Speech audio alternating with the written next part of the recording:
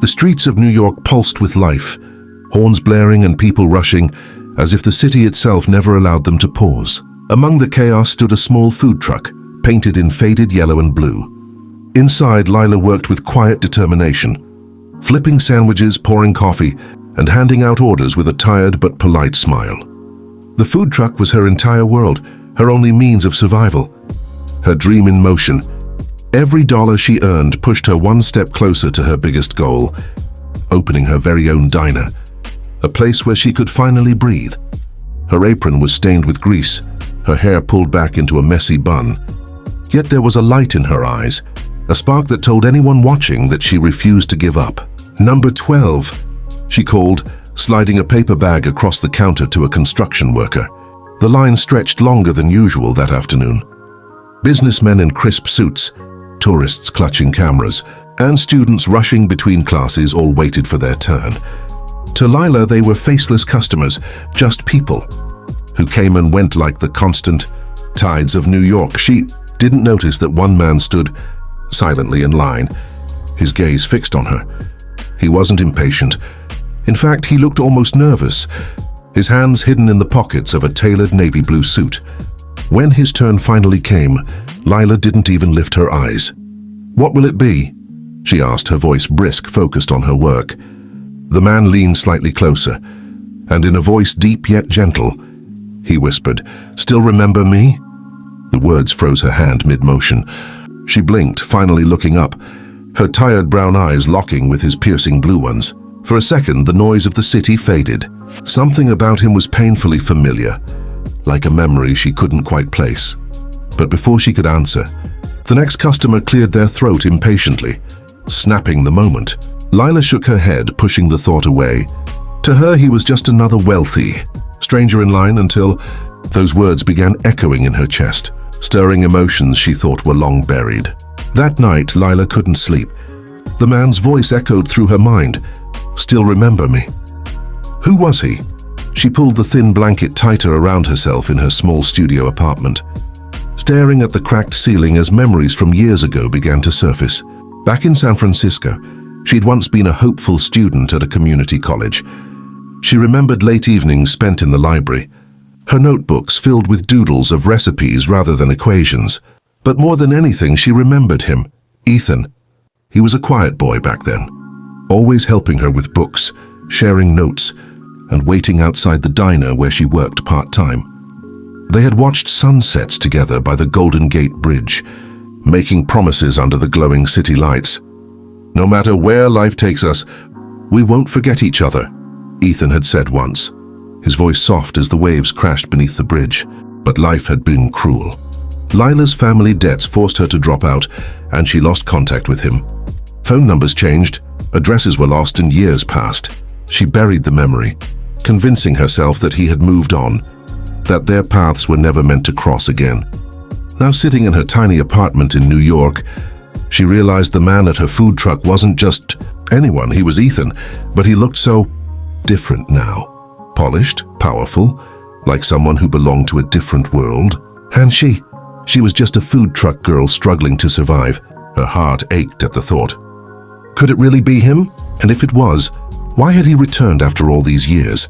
A week later, a heavy rainstorm drenched New York. But instead of disappearing, Ethan reappeared outside Lila's food truck, this time soaked from head to toe, his expensive suit clinging to him in the downpour. "Are you insane?" Lila shouted through the window, watching him shiver. "You'll ruin that suit." He only smiled, brushing water from his face. "I've worn worse. Give me the cheapest sandwich you've got." She frowned. "What? You're dressed like you belong in a skyscraper office and you want this?" She pointed at the soggy bread she was about to toss.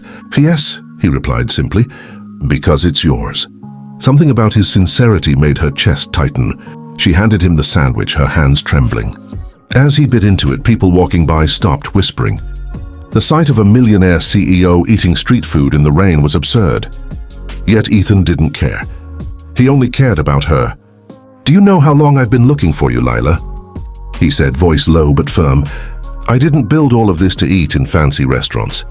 I built it because I wanted to be someone you could be proud of." Her throat tightened, but she pushed the emotion away. Proud?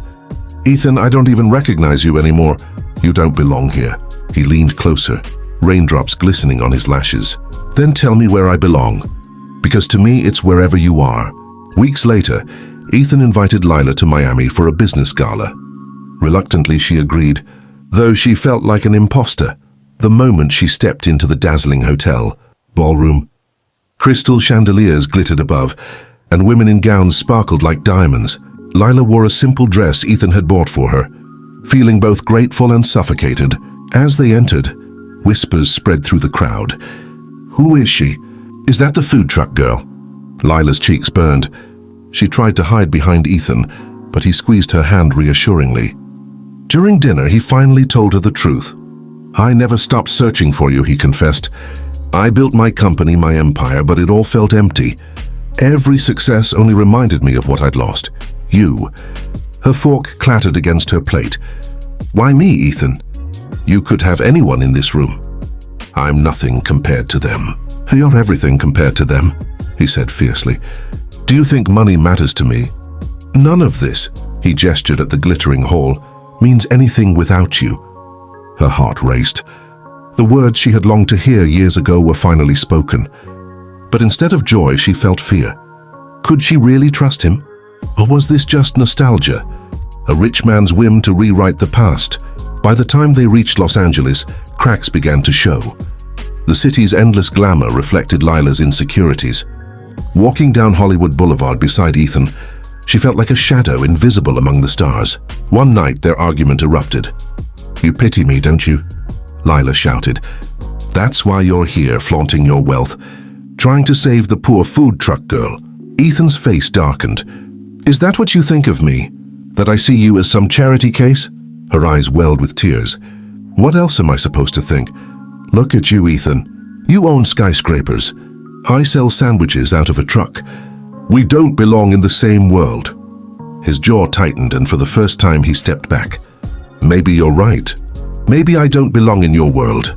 But I thought love didn't need matching worlds. The silence that followed was unbearable. For the first time since they reunited, Ethan walked away, leaving her trembling under the Hollywood lights. And for the first time, Lila wondered if she had just pushed away the only person who had ever truly seen her. Weeks passed in silence. Lila threw herself into her food truck, convincing herself that she didn't need him. Yet every order she served, every face in the crowd reminded her of the man who whispered, "Still remember me." One cold evening, as she packed up her truck, she heard footsteps. Turning, she saw Ethan, this time not in a suit, but in a simple hoodie and jeans, just like their college days. He smiled softly. One last order. The cheapest thing you've got. Her hands shook as she made the sandwich. When she passed it to him, he didn't whisper. He looked straight into her eyes and said clearly, "I've always remembered you." Tears spilled down her cheeks. In that moment, the walls she had built crumbled. She stepped around the counter, and before she could second-guess herself, she wrapped her arms around him. The city lights of New York shimmered around them. And for the first time in years, Lila felt whole. It didn't matter that he was a millionaire and she was a food truck girl. What mattered was that love, real, stubborn, unshakable love, had found its way back.